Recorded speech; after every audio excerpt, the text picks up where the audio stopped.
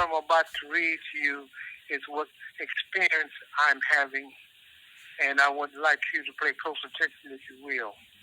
The extreme results of racial hatred in the hearts of European people that has powerful social positions, mainly the judicial, have extremely power over the lives of minorities, mainly people of color. I, Carl Morris, am a living example of that hatred.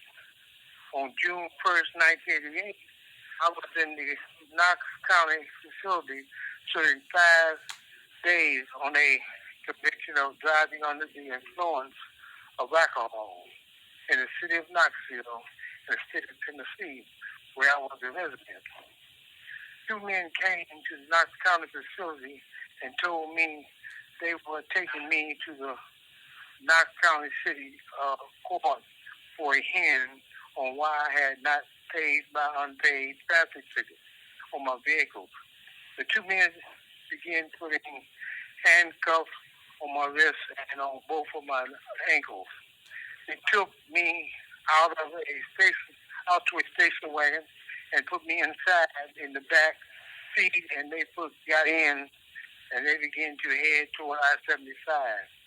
That is where I told the men they were going the wrong way, but they continued going in the direction they were going in, and they said not one thing to me. When they reached I-75, they turned north on I-75, and that is where, when I knew I was in trouble, I let them know.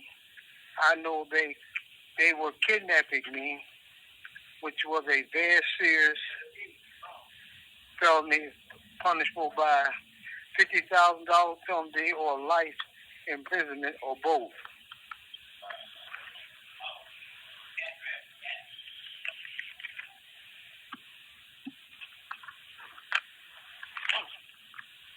Both of the men had no legal papers giving the 2 men legal consent to take me out of Tennessee or the authority to have me in their possession, nor did they have my consent.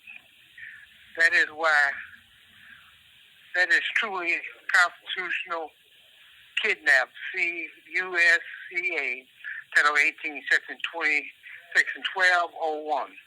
Kidnapping the statute. Also in Michigan, criminal laws and rules 750.338A, Section 750.349, kidnapping statute in Michigan. And in fact, Title 18, Section 1201 is a kidnapping statute for the Fed. If 2 or more persons conspire to violate this section, and one or more of such persons do any overt act to affect the object of the conspiracy, each shall be punished by imprisonment for any term of years for life.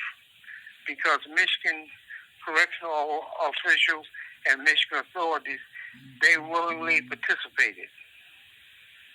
At this very date and time, the intent is to incarcerate me until I no longer have a breath in my body. Why? They knew I will on everyone's show. I will go on everyone's show and tell them they will incarcerate other people of color until their plan is complete. Complete European control. When the 2 men got me out of the state of Tennessee, we entered the state of Illinois, where I had no knowledge of where they were taking me or why. I attempted to find out what their name was and who they were employed for. No matter how hard I tried, my efforts was to no avail. We stopped in Springfield, Illinois, at the county jail facility where the 2 men paid the night county officer to keep me in his County facility. I'm turning the page.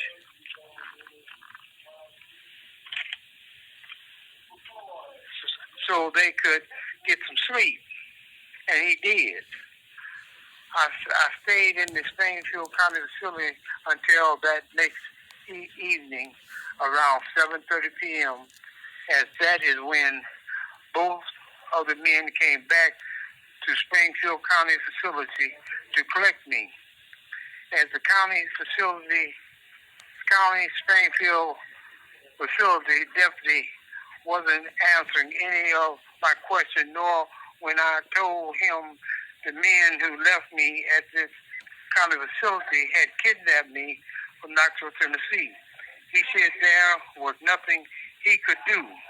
When I told him I did not know the two men who was taking me to the Springfield deputy said nothing. The two men came and got me from Springfield County facility, and I wasn't sure where I was being taken or why. Several hours later, I was leaving the state of Illinois, going into the state of Michigan. If my memory serves me correctly,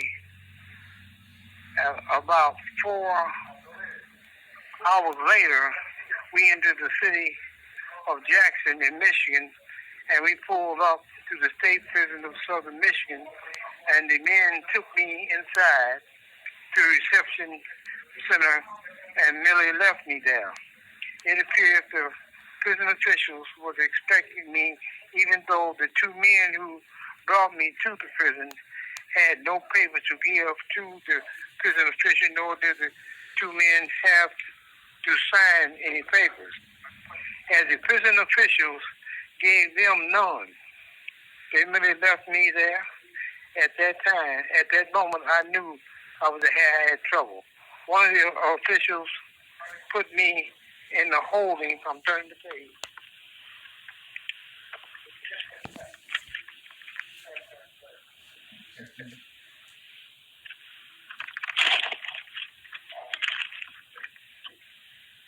In a holding cage. I remained in the cage for 6 hours. As I arrived at the prison at 3:30 a.m. June 3rd, 1988. When the prison officials did talk to me, the one official said that he checked his records. He had no records showing anyone was being brought in on the 3rd of June 1988. So he had called the state police, and they were coming to get me that morning, and he left. About 10:30 p.m. later, when I was still in the holding cell, two young officers came to the cell and asked who was I still in the case. I relayed to the state police was coming to pick me up that morning. As I was kidnapped and I was brought there, the young officer told me to come out of the holding cage and put all of my personal things and put them in a box. Then take a shower, and they would put me in a cell only until the state police came to pick me up. Then we will give you your things in the box back. Then they took me inside the 7 block and put me inside a cell. The state police never came to get me. I never seen my personal things again. I had been in the Michigan penal system from the 3rd day of June, 1988. I was never charged with a crime of escape or any other crime. The Michigan Department of Corrections have been attempting to say that I am a Carl Pruitt. However, my fingerprints identify me as Carl Morris. Turn the page.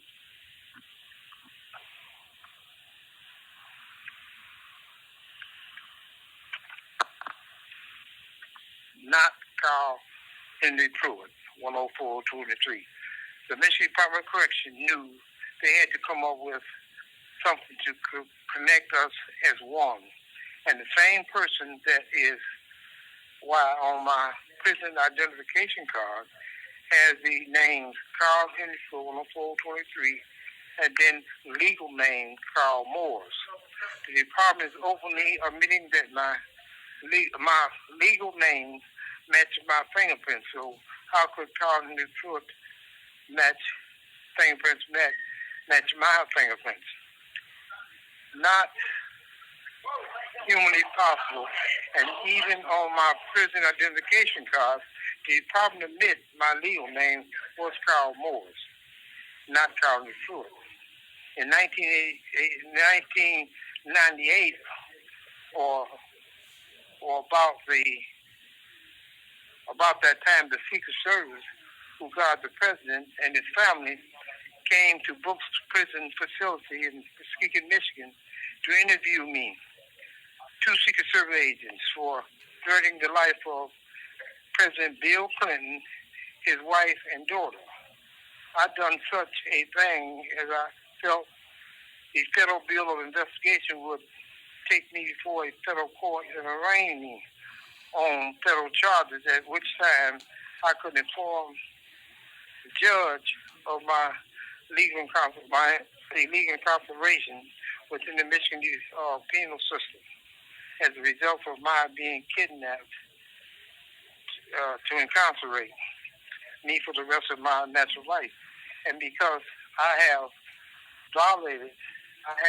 had not violated any state or federal constitutional laws, I am being used in this experiment to see if the state of Michigan can actually kidnap men of color and have no accountability for their criminal conduct. I have been inside this prison system.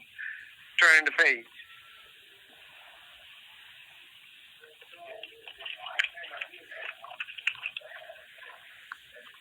Going on 37 years. Why? If you want to say extradition, explain the following. ULA 90.93 20. You have 1 minute remaining. 2003, virtually all jurisdictions have adopted the Uniform Criminal Extradition Act.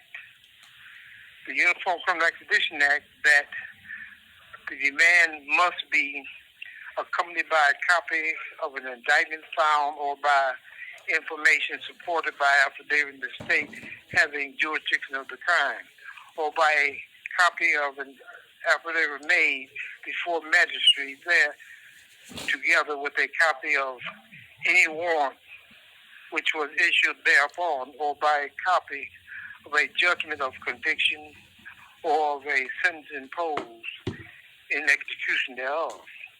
Together with a statement by the executive authority, governor of the demanding state, which is Michigan, that the person claimed has escaped from confinement or has broken the term of his.